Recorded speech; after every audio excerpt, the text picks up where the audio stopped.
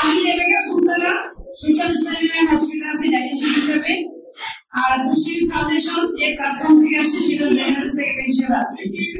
Mainly আমার এখানে আমার গার্ডিয়ান যে আমার টিচার বলতে পারেন শারমিন আপা বসার কথা ছিল, কোনো কারণে জয়ার আমাকে ওখানে বসিয়ে দিয়েছে। তো আমাদের লাল সবুজ পড়া যারা আসছি আমরা সবাই পুষ্টিবিদ এবং ডায়েটিশিয়ান, সবাই একটা হসপিটালে আছি, কাজ করছি। আমাদের এই চাকরির বাইরে যে কাজটা সেটা হচ্ছে সেবামূলক কাজ, অর্থাৎ আমরা যতটুকু সময় পাই ততটুকু সময় হচ্ছে আমাদের নিউট্রিশন অ্যাওয়ারনেস প্রোগ্রাম করি মানুষের জন্য বিনা টাকায়। আমাকে ডাকবেন, আমরা চলে যাব।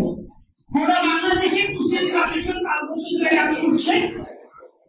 কিভাবে আমরা এতদিন আসলাম, এই যে বাকি কয়েকটা প্রতিষ্ঠান আছে আজকে চিনছি, একটা গেলে তো হাজার জিনিসকে অনেকদিন থেকে চিনতেছি, বাট আজকে যারা আমাদের সাথে একত্রিত হয়েছে আমরা কিন্তু অনেক থেকে চিনলো, আজকে কিন্তু একসাথে কাজ করছি।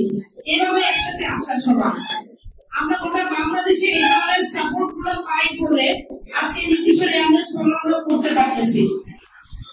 তো বাংলাদেশে শুধু ঢাকাতে না, প্রতিটা জেলাতে প্রতিটা থানাতেই কিন্তু এখন পুষ্টিবিদ ডায়েটিশিয়ানরা কাজ করছে।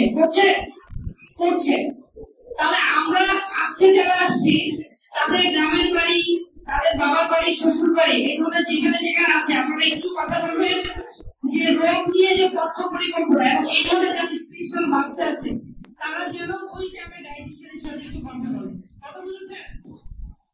আজকে যারা শিখেছেন তারা কি অন্য গার্ডিয়ানদের কিন্তু বলবেন যে পুষ্টির দিকে খেয়াল রাখা উচিত আমাদের বাচ্চাদের? এবং যে মা এবং বাবারা আসছেন আমরা কি জানি আমরা সবাই সুস্থ আছি কিনা? আমাদের পরিবার আমাদেরকে অনেক কথা শোনায়, বাইরের মানুষ আমাদের মেন্টাল হেলথ ঠিক আছে কিনা জানি? কখনো কি চেষ্টা করি একটা মেন্টাল কাউন্সিলিং নেওয়ার জন্য? কখনো কি চেষ্টা করি একটা ডাক্তারের কাছে যাওয়ার জন্য? কখনো কি চেষ্টা করি একটা ডায়েটিশিয়ানের কাছে নিজের পথটা ঠিক করার জন্য? এটা একটু করবেন।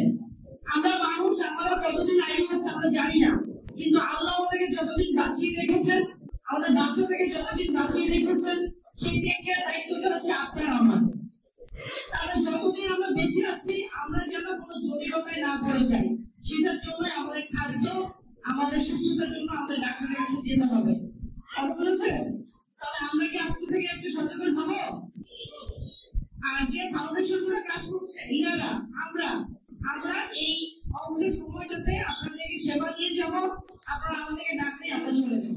তাহলে কি করবেন? প্রথম কথা হচ্ছে যে খাদ্যের জন্য একটা সুস্থ পরিকল্পনার জন্য একজন ডায়েটিশিয়ানের পরামর্শ নেবেন। সেটা বাংলাদেশের সকল জেলাতে এই ধরনের ডায়েটিশিয়ানরা কাজ করছে। পুষ্টিবিদ ফাউন্ডেশন ওরা বাংলাদেশে 5 বছর ধরে ডায়েটিশিয়ানদের একত্র করার চেষ্টা করেছে জোন ওয়াইজ। আমরা সেই পরামর্শটা দেওয়ার জন্য তাদেরকে আমাদের সাথে একতাবদ্ধ করে দিতে পারি। তো যারা এখানে উপস্থিত আছেন তাছাড়া সবাই আমার জুনিয়র, এবং ইনারা যে এত ভালো কাজ করছেন আলহামদুলিল্লাহ, কৃতজ্ঞতা আমাদের ডাকার জন্য। বিশেষ করে আমার পাশে দাদা আছেন, দাদা জয়া, যারা এই কয়েকদিন থেকে অক্লান্ত পরিশ্রম করে আমাদেরকে অনেক বুঝিয়ে শুনিয়ে অনেক কিছু সেটা যেমন আমাদেরকে খুব বেশি ইন্সপিরেশন দিয়েছে, পাশাপাশি আমাদের সামনে আগানোর জন্য অনেক কিছু করেছে। আমরা বিদ্যুৎ নিয়ে কাজ করছি 2 বছর ধরে, তবে স্পেশাল চাইল্ড নিয়ে কাজ করছি 2 বছর ধরে। আলহামদুলিল্লাহ আমাদের যাত্রাটা চলমান থাকবে এবং আপনারা সবসময় আমাদের পাশে রাখবেন। যে কয়টা প্রতিষ্ঠান এখানে আসছেন তাদেরকে প্রতিজ্ঞা করতে হবে পুষ্টিবিদ ফাউন্ডেশনকে রাখবে কিনা আমি জানতে চাই। আচ্ছা, রাখুন না, আমরা যেতে চাই। আমার সাথে যারা এসছেন সবাই একটা হসপিটালে ডায়েটিশিয়ান। সাজিয়া মাহমুদ একটু দাঁড়াবে, আমরা সাজিয়া মাহমুদ, আমার সিনিয়র আছেন শারমিন আপা, আমার নাজমুদ্দি ইসলাম হসপিটালে আমার 2জন জুনিয়র ডায়েটিশিয়ান আছেন এবং আমাদের আজকে ওনাদের দরকার এখানে আমরা আসছেন। বাংলাদেশে এত অনেক ডায়েটিশিয়ান আছে যারা যেগুলো সুযোগে চলে যায় চলে আসে। তো এই ধরনের সুবিধা দিয়ে আমরা সবসময় দিয়ে থাকবো। আমাদের জন্য দোয়া করবেন।